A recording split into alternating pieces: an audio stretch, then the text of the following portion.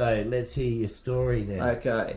In 1988, I went on a thing called pub crawl on horseback. Mm-hmm. And you start off at a place in northern New South Wales in the New England district. Oh yeah, New England Rangers. Yeah. And you go from pub to pub to pub, like in a triangle, right up to the Queensland border. Yep. So the first pub you go to is a place called Emmaville. Yep. Right, now Emmaville's pretty famous for the Emmaville Tiger and Panther and Tiger, but I'll get back to that later, alright, because I actually know a bit about that too. Then we went to a little place called Torrington, which is an old mining town in the top of the Great Dividing Range. And there used to be a pub there, it's not there now. Anyway, while we were there, we met an old guy that had caught a thylacine in his trap. Okay. And he tells us the story of him catching the thylacine in the trap, and he showed us a skull of the thylacine.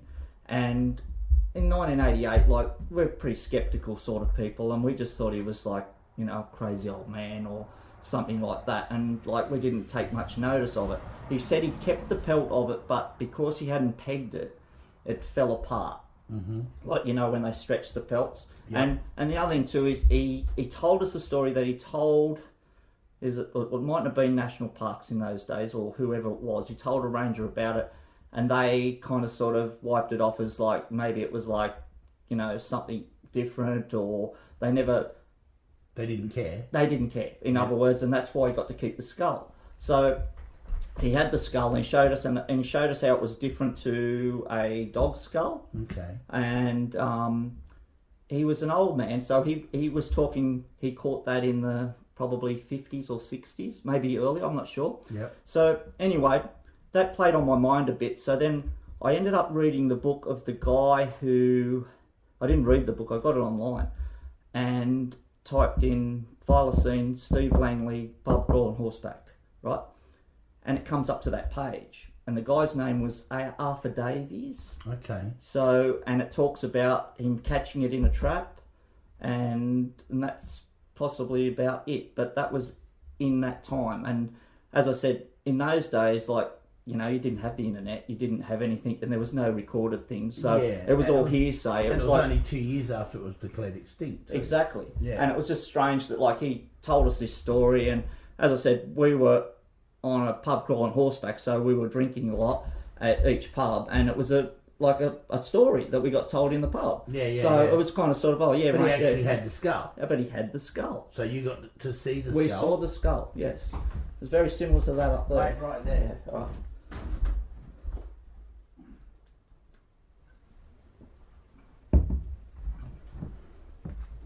That's a devil's skull up there. Oh, is that? Oh, yeah, it's more like it. But that's not. No. But that's a 3D printed one, and the jaw's separate. So. Yeah, because he showed us the jaw on the dog was different, like it had a plate, or it was different again. In the mandibles? Yeah, yes, yeah. Okay. Yeah. But I actually think it was bigger than that. Yeah, well, I reckon that's a female skull, because it's quite narrow in the muzzle. Yeah. But normally the males are a bit broader. It was the teeth that was, like, really interesting when he showed it to us, yeah. And that's because thylacines have 8 between the canines. Oh, right. Where a dog only has 6. That would have been one of the main things. Now, there was, I think, 15 people on the trek we went on, and that trek used to go each month. Yep. So that guy would have been telling those people that same story each time they went to that pub, right? Yep. So all those people, what I'm telling you now is known to more people than just me. Yeah, yeah. And they would have seen that skull. Exactly. And heard that same story, and it's published in his book as well, which is Steve Langley's story about how he came to Australia and when that all happened. So he was part of that tour, was he? He was the guy that ran the tour. Oh, yeah, okay, yeah. Cool. He's long past now, but yeah, he wrote a couple of books about his time doing it and what happened. And as I said, he mentions the guy that does that. Yeah, that's unreal. Yeah. Now, you just mentioned to me before that you know other stories from the Emmaville area. Oh, okay. All right. Let me tell you. All right. Now I'll get back to it. Now, I talked to a few guys where I drink, and came up about, of course, thylacines. We're talking about it. Yep. And one of the guys' friends who was there I told him this same story, and he goes, "Oh, Emmaville. Oh yeah." And he goes, "My great grandparents are from Emmaville. They've lived there all their life. And he said, it's funny because there's camels there and there's other strange animals there. And he asked his grandparents, why is there strange animals there?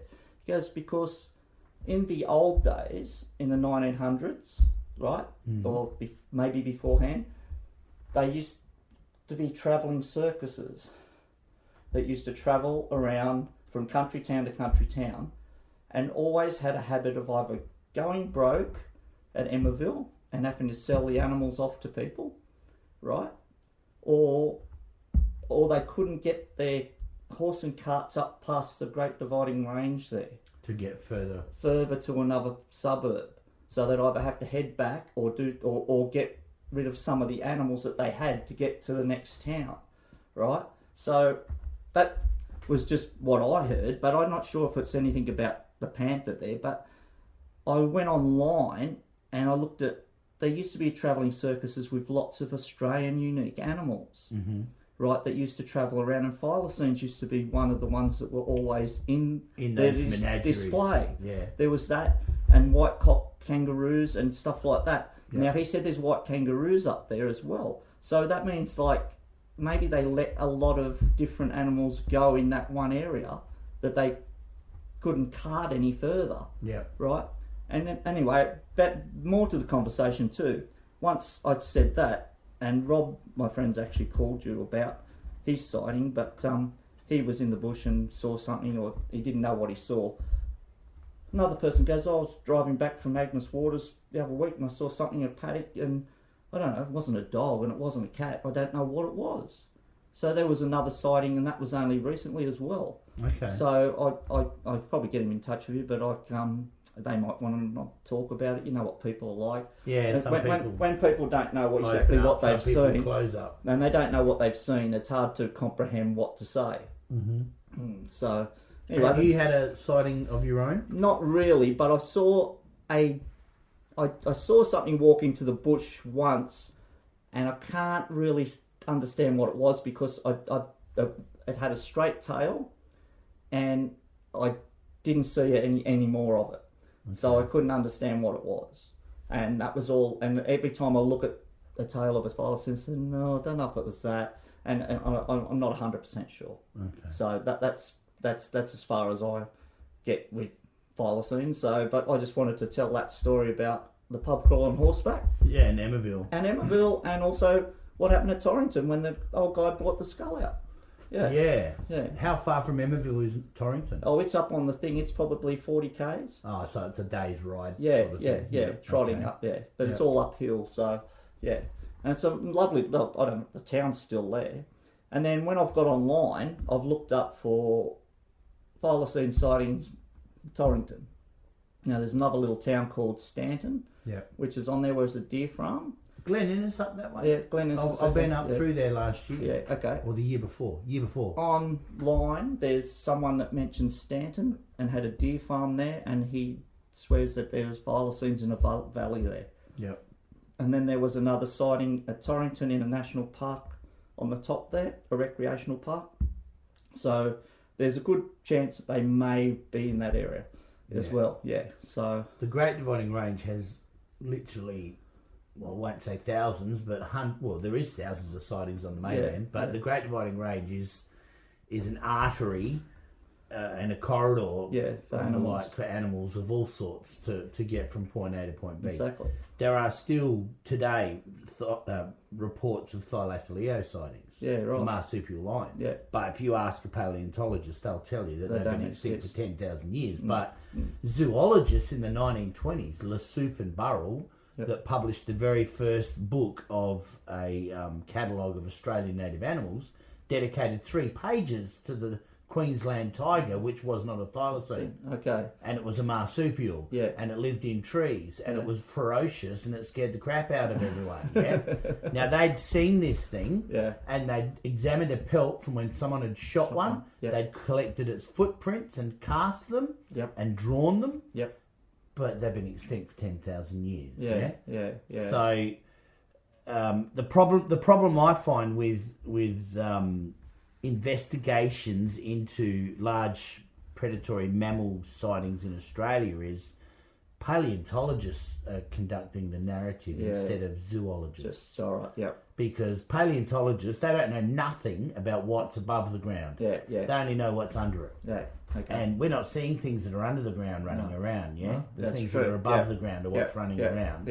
And no disrespect to their discipline, because it's an amazing discipline, but you ask most academics about something that's away from their discipline. Oh, I don't know nothing about that. I couldn't elaborate on that. No, exactly. They actually don't, and they're being honest and genuine and telling you they don't know nothing about that because they only know about this. Yes. And that's what the university process seems to produce. People that only know really out of a book. Well, not necessarily out of book. They know heaps about one thing. And if you ask them to diversify or step away from that and look at something else, they're lost. They don't know what to do. Exactly.